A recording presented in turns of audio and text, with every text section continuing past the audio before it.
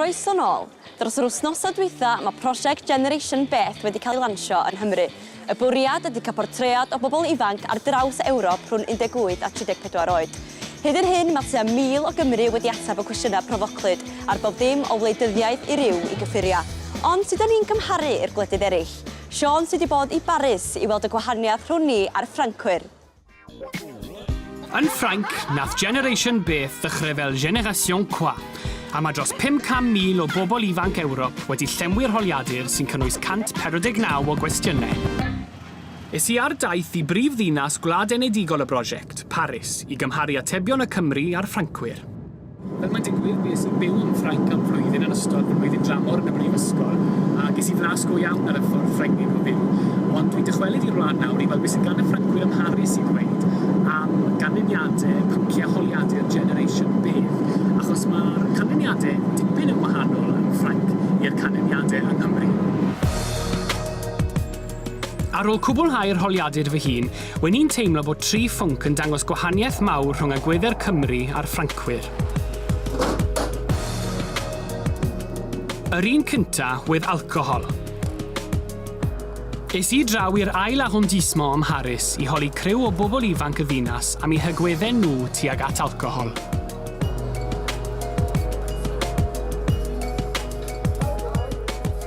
Bon, est-ce que tu peux être content sans l'alcool? Oui, bien sûr, absolument. J'ai pas besoin de boire de l'alcool pour m'amuser. Les amis, la famille, voilà. Oui, moi c'est pareil. Je partage le même avis, j'ai pas besoin de boire pour être joyeuse. Quelle impression avez-vous de nous au Royaume-Uni en ce qui concerne l'alcool? De grands buveurs. Oui. De grands buveurs. Mais bon, ça c'est une réputation qui date depuis longtemps, donc... C'est historique. Ouais, voilà. Déguster surtout, pas forcément boire pour se mettre mal, voilà. Moi je suis plus dans le goût, je bois un verre de vin parce que ça me plaît, mais ça veut pas dire que pour autant je vais boire une bouteille et puis boire pour boire, moi c'est plus pour déguster.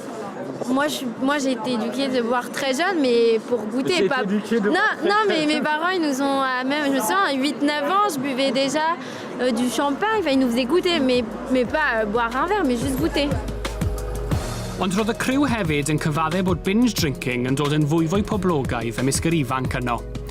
Yn ôl holiadur Generation Beth, mae 76% o Ffrancwyr yn dweud y bysyn nhw'n gallu bod yn hapus heb alcohol, tra bod y ffigwr yng Nghymru ychydig yn is, gyda 69% o bobl yn dweud hynny. Es i draw i'r Bataclan, safle'r ymosodiad terfysgol ym Mharis 6 mis yn ôl, ac wedd casgliadur holiadur am derfysgaeth yn fy syni i. Wedd canran y Cymru ifanc wedd yn poeni am derfysgaeth bron i ddwywaith y canran o Ffrancwyr, a hyn serch y ffaith nath Ffrainc ddioddau ymosodiadau terfysgol fis Ionawr llynedd yn swyddfeydd y papur newydd Charlie Hebdo, a mond rhyw 6 mis yn ôl pan gafodd 89 o bobl i lladd yn ystod cyngerdd roc yn theatr y Bataclan. Est-ce qu'il y a un peu un sentiment de peur ici à Paris? Non, du tout. Au contraire, moi je trouve qu'on est beaucoup plus démonstratif de ce qu'on est, de ce qu'on pense. On doit se soulever contre ce terrorisme. T'as peur des terroristes? Non. Pourquoi pas? Non, parce que je me dis, je peux me trouver n'importe où sur Terre, je peux mourir à n'importe quel moment, donc je me trouve ici ou dans un autre pays. Voilà, moi je continue à vivre. Faudrait pas avoir peur, faudrait continuer à sortir parce que sinon on leur fait passer le message qu'on a peur et du coup c'est eux qui gagnent. Y pwnc ola wedd crefydd. Mae Ffrainc yn wlad seciwlar, ond pa mor berthnasol ydy crefydd yn y gymdeithas fodern? Bien sûr, on peut vivre sans religion. Y a plein de gens qui sont athées, etc. Mais après, je pense que c'est inscrit aussi dans une culture. Pour toi, la religion est importante ou pas? Pas du tout. Enfin, moi, mes grands-parents étaient catholiques, mais j'y crois pas du tout et j'ai du mal à me dire que des gens puissent croire vraiment en quelque chose. En fait. Moi non, puisque je suis athée. Elle a des valeurs plutôt chrétiennes, mais elle a quand même c'est un des pays qui a vraiment la valeur de la laïcité et qui est très forte ici.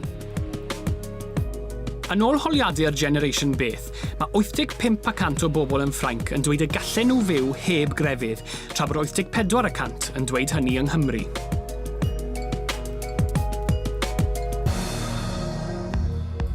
Mae gan Ffrainc draddodiad cryf o brotestio sy'n ymestyn nôl I streiciau enfawr Mai 68, a ches I flas ar hynny'n hunan wrth I gannoedd ymgynnull yn y Place de la République. Mae'n ymddangos bod yna rhyw fath o brotestiadau wedi troi bach yn sir yma. Mae yna rhyw dan wedi cael I chynnal fan hyn. Mae yna lot o heddlu o gwmpas y lle. Yn amlwg mae yna protestiadau chwyrn yn mynd mlaen yma Ffrainc ar hyn o bryd I wneud ar Llywodraeth. Mae lot o bobl yn anhapus iawn wedi dewis y lle yma, Place de la République, fel platfform I lleisio I barn nhw. Bob nos ers mis, mae protestwyr wedi hawlio'r sgwâr I brotestio'n erbyn polisïau amhoblogaidd I Llywodraeth. Est-ce que tu penses que les politiciens, que le gouvernement va vous écouter?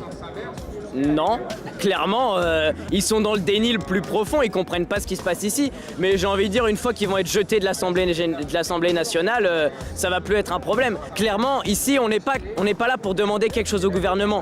Comme toujours, d'un point de vue historique, nos droits, on les prend. Et clairement, ici, on prend nos droits.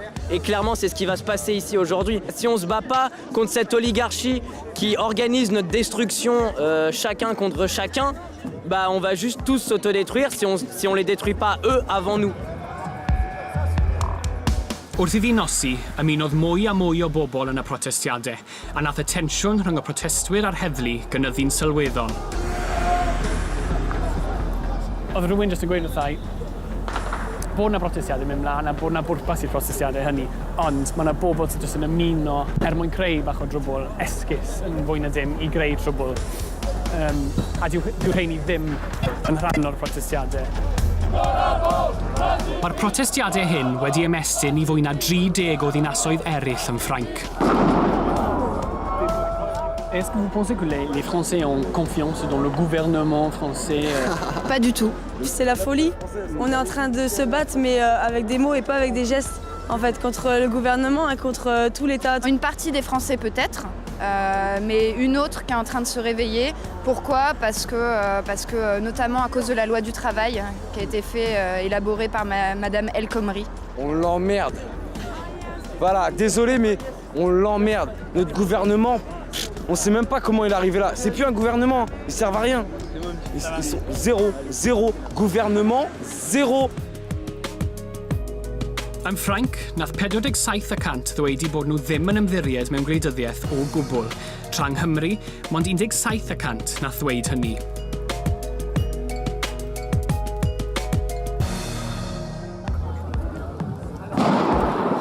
Yn dilyn yr ymosodiadau terfysgol, mae protestiadau fel rhain wedi gwahardd, a nath yr heddlu geisio wasgaru'r protestwyr. Yn amlwg, mae'r tuag at ma'n gweithio, mae pob un yn symud, a... Sorry.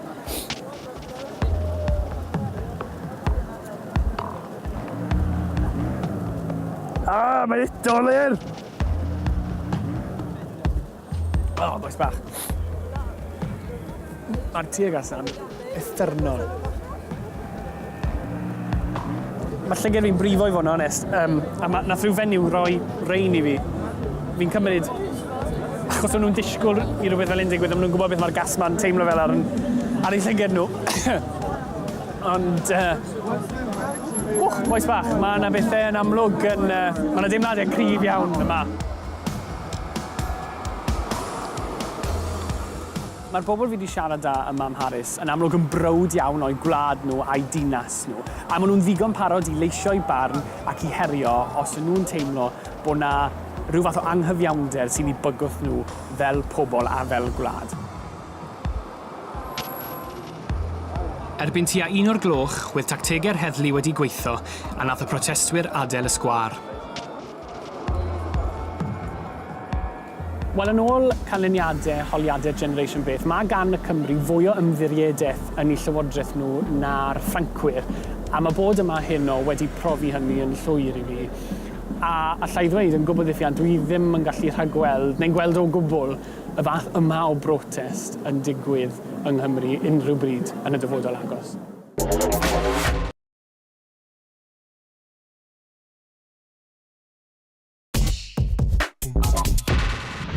Croeso nôl. Yn ôl y cyfrifiad dwytha, mae gan Gymru dros 11,000 o ofalwyr ifanc dan 18 oed, a'r ganran fwyaf ym Mhrydain. Ond llynodd roedd awdurdodau lleol ddim ond yn gwybod am 791 ohonyn nhw. Felly, os na ddigon o gefnogaeth i ofalwyr ifanc, Siôn sydd wedi bod yn cyfarfod â 3 ohonyn nhw. Mae Sam Dunt yn 13 mlwydd oed ac yn byw ym Mhorthaethwy gyda'i chwaer Alice a'i fam Lucy. What do you want it on? If you could just turn it up to 8, darling, that should be all right.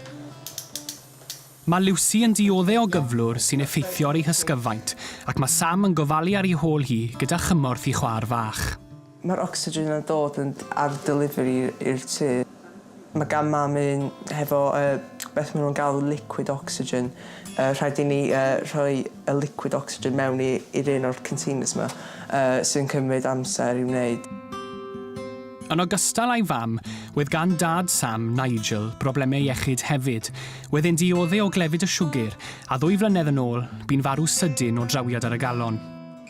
Wel, ers marwolaeth fy dad i, oedd rhaid i ni fel mynd y lefel i helpu mam, so dyna ydy'r amser lle mae di mynd mor extreme i ni helpu rownd y tŷ. Ond cyn hynna oedd e ddim mor galed i ni, ond mae di mynd mwy anodd. Serch yr amgylchiadau trasig, mae Sam yn dweud bod peidio gorfeddwl am y sefyllfa a'n ei helpu i fwrw mlaen gyda'i fywyd a'i ddyled swyddau fel gofalwr ifanc. Mae ddim yn cael effaith mawr, ond dwi ddim yn crio amdano fo neu pethau fel yna. Dwi'n just cymryd o fel rhywbeth sydd wedi digwydd i mi a rhaid i mi just delio hefo fo. Yn ôl Carers Trust Cymru, mae gan Gymru'r gyfran ucha o ofalwyr yn y Deyrnas Unedig. Ac ers 2001, mae Cymru a Lloegr wedi gweld cynnydd o 27,976 o ofalwyr ifanc rhwng 5 ac 17 mlwydd oed. Gofalwr ifanc arall o Ynys Môn yw Catrin Parry Rowlands, sy'n 19 mlwydd oed ac yn dod o Langefni. Gyda'i mam Karen, mae hi wedi bod yn gofalu am ei thad Thomas ers 6 mlynedd. Mae dad yn syffro hefo PTSD ar ôl bod yn yr armi am chydig o flynyddoedd. Flashbacks mae'n gael, dyna be mae'n weld.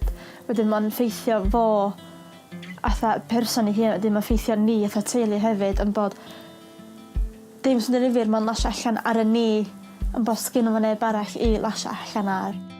Wedd Thomas yn aelod o'r ffiwsilwyr brenhinol Cymreig ac mae brofiadau yn y fyddin wedi gadael yn fregus a'n methu ymdopi gyda bywyd gartre.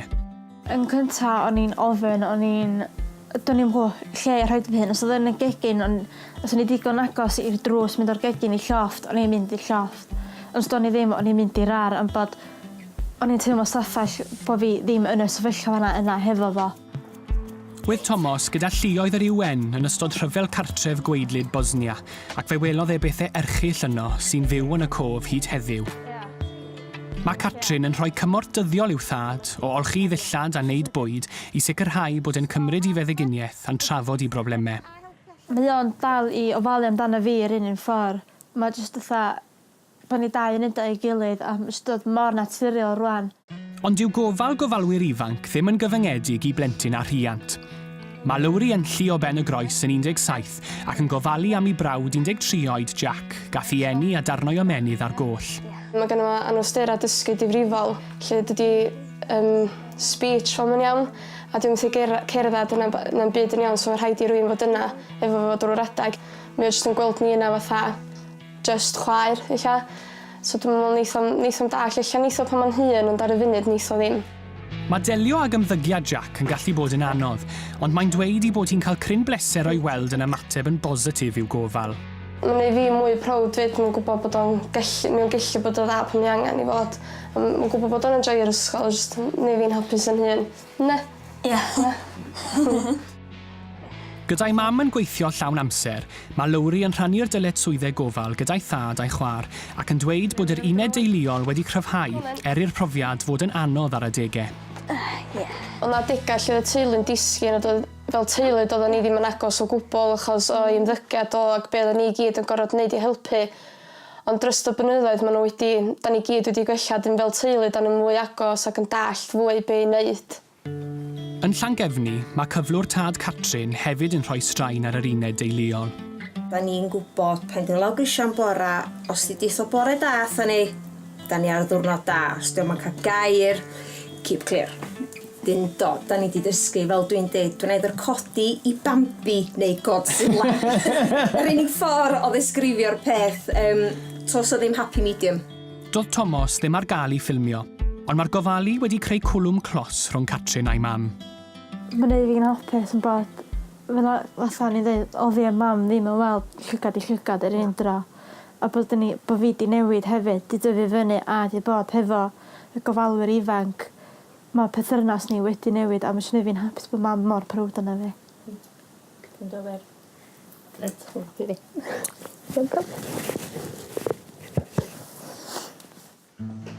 Yn 20 oed, Sam sy'n neud y pethau fyddai dad wedi wneud ac mae'n gweld hi'n gwbl naturiol i gymryd yr awennau ar yr aelwyd.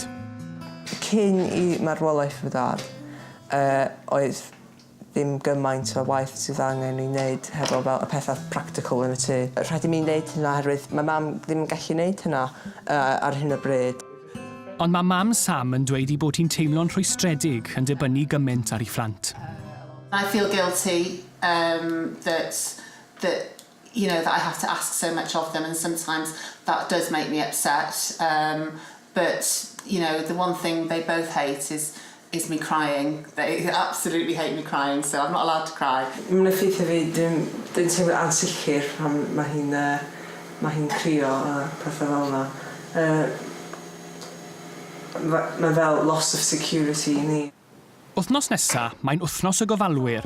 Es i gwrdd ag un o gydlynwyr gofalwyr ifanc Gwynedd a Môn, sy'n dweud bod llawer mwy o ofalwyr ifanc yng Nghymru na'r ffigwr swyddogol o 11,000. Da ni'n gwybod bod hwn fatha tip yr iceberg, really. Oherwydd tydi rhai teuluoedd ddim yn adnabod bod eu plant nhw'n ofalwyr ifanc. Mae rhywbeth bod nhw'n neud yn y teulu. Jyst rhywbeth sy'n digwydd yn tŷ ni. A hefyd mae yna rhai teuluoedd dim isio i plant cael ei adnabod fod nhw'n ofalwyr ifanc oherwydd sefyllfa y teulu, lle bod yna cyffuriau mynd ymlaen, problemau ifad ac yn y blaen, ac eisiau bod yn breifat. Mae'n pryderu bod gofalwyr ifanc yn aml yn colli cyfle i wneud pethau sy'n rhan o dyfu lan. Mae nhw'n ffendio fo'n anodd fel maen nhw'n mynd yn hynach am bod nhw'n cael yr un cyfleoedd ei ffrindiau ac hefyd mae o'n cael impact rili ar beth sy'n mynd ymlaen yr ysgol a bethau hefyd.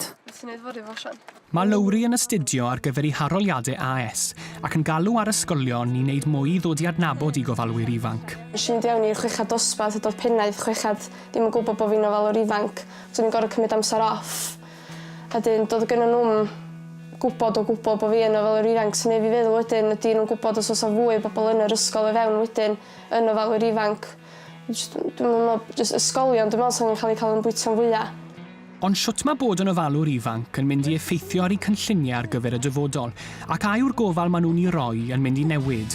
Swn i yn licio mynd i brifysgol, dwi'n gwybod dydyn fydd y perthynas yn splitio, ond dwi'n gwybod fydd chwaer bach a dad yn ei helpu, ond fyddai dal yn cofio bod fi wedi helpu fo, ond dwi'n ddim cweit yn siŵr iawn os ydw i eisiau mynd, achos dwi'n eisiau colli'r perthynas, rili. Mae Catrin Parry Rowlands hefyd yn dweud bod gofalu wedi effeithio ar ei gwaith pan wedd hi yn yr ysgol. Pan mae si ddechrau, mi awtho, cos dyn nhw'n gwybod sydd wedi ganolbwyntio ar wneud yn waith. Yn bod oedd gen i lot yn mynd ar efo dad yn constantly poeni amdano fo. Ond rwan, dydym yn poeni, cos dwi'n gwybod sydd mae wedi gwella. So, unig peth dwi'n gwneud ydy gyrra neges textyn iddo fo, neu rhoi ffôn sydyn iddo fo, a rydyn dweud, yndw, dwi'n iawn, neu nach, dwi ddim. Bellach, mae Catrin yn astudio iechyd a gofal cymdeithasol yn y coleg, a fel mae'r blynyddoedd wedi mynd ymlaen, mae'r berthynas gyda'i thad wedi gwella am y gorau. Mae o lot well. Dyn ni'n gael ymlaen. Ond mae'r ffact bod fi'n mynd yn hynach hefyd. Dyn ni'n cael ymlaen hefyd, yn well. Byddech chi'n gweud bod chi just fel unrhyw tad a merch arall? Mae'n siŵr. Dwi'n brwd yn efo, cos os yna'n byd i fod yn embarrassed amdano bod chi'n neud rhywbeth da amdano fo am bod yn y gofalwyr ifanc. Mae Sam Dunt yn gobeithio bod yn gyfreithiwr. Mae rôl gofalu yn gallu ymyrryd ar ei waith ysgol, ond fyse fe newid dim. Dwi'n trio wneud y gwaith mor dda a gallai, ond Os mae pethau yn mynd am turn for the worst, rhaid i mi wneud hynna'n priority, nid dy waith. Dwi ddim eisiau pobl yn teimlo'n sympathetic i fi, oherwydd dwi ddim eisiau bod fel charity case. Dwi'n eitha fel prawd hefo fy sefyllfa, a sut dwi'n delio hefo fo, oherwydd mae'n rhoi cyfrifoldeb i mi a fy chwaer.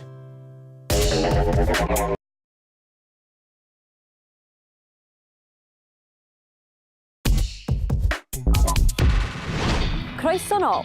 Mewn chydig dros bythefnos fydd y bleidlais fawr ar aros neu adael yr Undeb Ewropeaidd.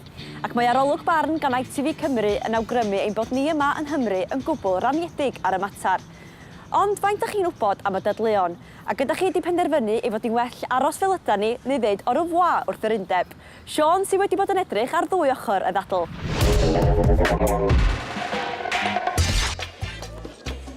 Yr Undeb Ewropeaidd, mewn neu mas?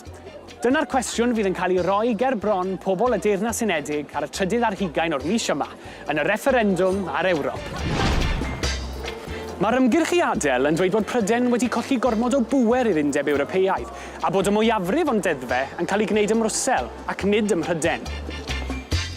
Byddai gadael, medden nhw, yn rhoi rhyddid i Brydain greu deddfe heb ymyrraeth. Creu cytundebau masnach rhyngwladol. Cadw'r hawl i'n stoc pysgod. A phenderfynu dros ein hunain pa mor syth neu gam yw'n bananas ni. Ond mae'r ymgyrchu aros yn anghytuno ac yn dweud byddai aros yn aelod yn cadw prisiau tai i lawr. Yn achub 1 o bob 10 o swyddi ym Mhrydain. Yn sicrhau bod hi'n rhatach i fynd ar wyliau tramor. Ond pwy ddylen ni gredu? Wnaethon ni ofyn i May, sydd o blaid aros, a Steffan, sydd o blaid gadael, i fynd ar daith i ddarganfod mwy am ddadleuon yr ochr arall. Helo, fy enw yw May, dwi'n 18 mlwydd oed, a rwy'n credu dylen ni aros yn Ewrop oherwydd mae Cymru yn gryfach ac yn fwy ddiogel fel rhan o'r Ewrop na fyddai ar ben ei hun. Dwi ar y ffordd i Lundain i gwrfa Matthew o Get Britain Out i drafod y referendwm.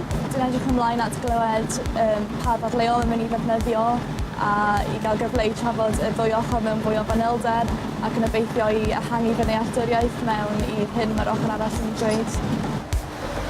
Dwi'n credu bod Prydain ac yn enwedig Cymru yn gryfach, yn elwach ac yn fwy diogel o fewn Ewrop na fyddwn ni ar ben ein hun. Dwi'n credu bydd pleidlais i adael yn risgio ein ffyniant, yn bygythiad yn diogelwch ac yn lleihau yn sylweddol ein dylanwad ar weddill y byd. A gyda dros 500 o busnesau yn allforio i wledydd Ewrop, dwi'n poeni am yr effeithiau economaidd os fyddwn ni'n pleidleisio i adael. So, ni ar y ffordd i Matthew nawr.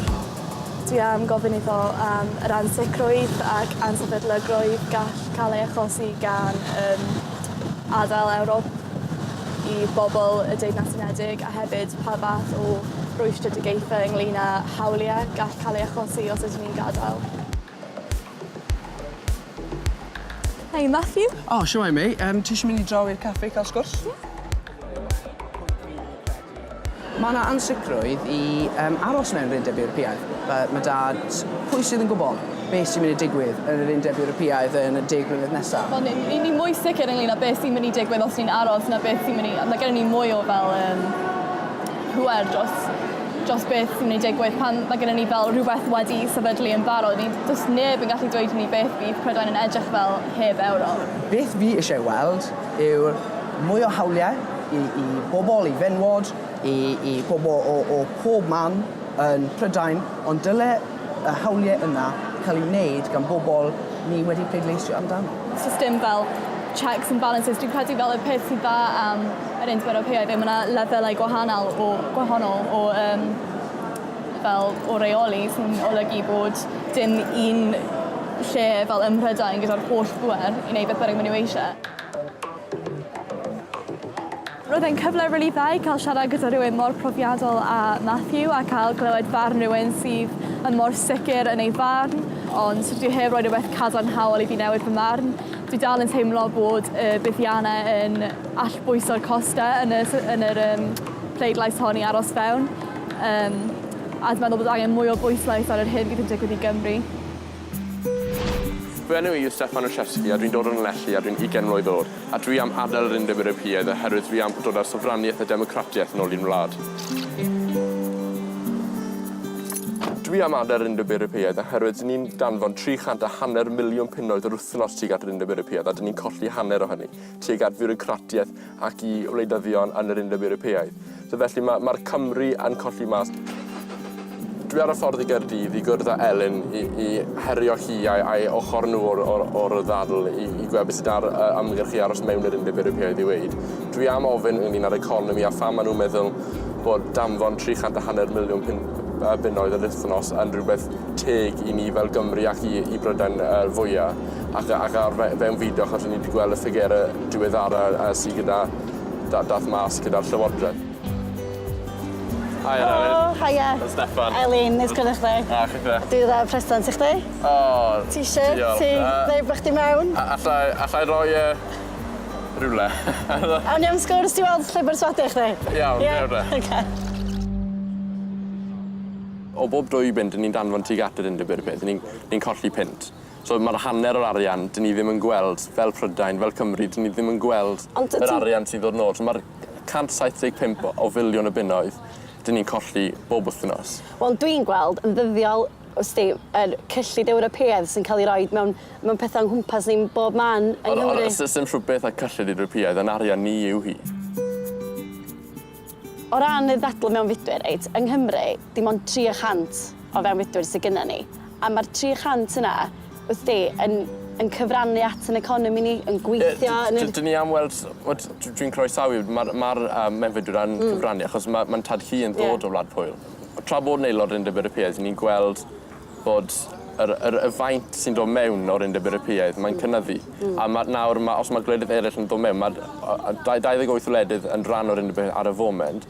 Os mae 5 neu 6 yn dod yn fwy, bydd dros 750 miliwn o bobl gyda'r ar stepen drws nhw allan o ddod draw i Brydain, achos mae'r economi ni'n neud yn dda, we'r dechrau neud yn dda, so mae'n fwy o safe land iddyn nhw dod draw i Brydain.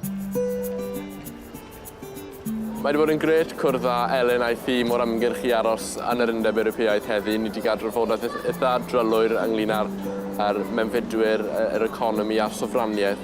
Ond yn anffodus y tro mae hi heb perswadio fi i feddwl yn wahanol o beth ni'n feddwl ar y dechrau, achos mae dal atebion ar sofraniaeth ynglyn â'r pwy sy'n reoli lle mae'r arian ni'n mynd a pwy sy'n reoli ein pwerau ni ynglyn â hynny. So dwi dal yn meddwl bod rhain atebion hynny heb gael ei ateb. Ond, ar ôl y bleidlais, ydyn ni'n debygol o fod mewn neu mas o Ewrop?